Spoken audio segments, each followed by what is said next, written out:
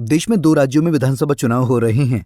इसके साथ ही कई राज्यों में उपचुनाव है। इसी कड़ी में यूपी में 9 सीटों के लिए उपचुनाव है। लेकिन यूपी में उपचुनाव से पहले लगातार पोस्टर वॉर चल रहा है। इस बार पोस्टर वॉर कुछ ऐसा हुआ है जिसकी चर्चा देश भर में हो रही है। दरअसल लखनऊ में बीजेपी ऑफिस के बाहर समाजवादी पार्टी के संस्थापक और पूर्व सीएम मुलायम सिंह यादव की होर्डिंग लगाई गई है, जिसको लेकर सियासी बवाल खड़ा हो गया।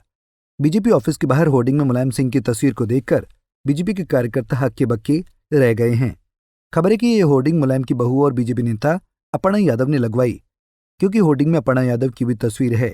बीजेपी ऑफिस के बाहर लगी इस होर्डिंग में नेताजी को उनकी 85वीं जयंती पर श्रद्धांजलि अर्पित की गई है।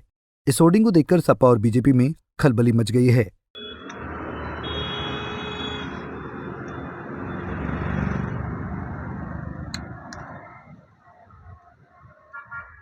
इस होर्डिंग को लेकर कहा जा रहा है कि बीजेपी ऑफिस के बाहर नेताजी की तस्वीर लगाकर एक अलग मैसेज देने की कोशिश की गई है। अपर्णा के अलावा इस होर्डिंग में चौधरी विवेक बालियान की भी तस्वीर है। इसलिए कहा यह भी जा रहा है कि ये होर्डिंग अपर्णा ने नहीं बल्कि विवेक बालियान ने लगाई। इस होर्डिंग पर लिखा है, श्रद्धेय नेताजी की 85वीं जयंती पर शत शत नमन। बता दें कि यूपी की 9 विधानसभा सीटों पर 20 नवंबर को उपचुनाव है। इससे पहले यहां पोस्टर और नारे को लेकर जमकर राजनीति हो रही है।